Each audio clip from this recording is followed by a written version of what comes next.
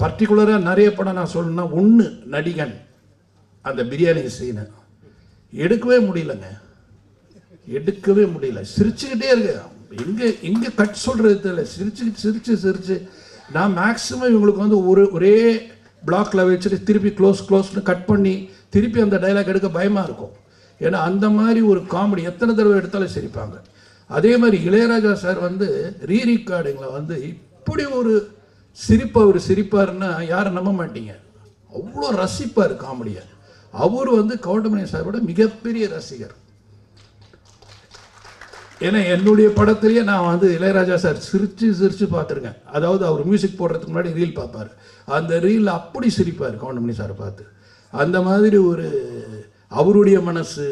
Sivaji sir, டேய் நமக்கெல்லாம் ரொம்ப பாக்கியம்டா, இந்த மாதிரி நடிகலாம். நம்ம அவர் யாரோடலாம் நடிச்சிருக்காரு, நாகேஷ் சாரோட, சந்திரபாபுட எல்லாரோடையும் நடித்தவர்.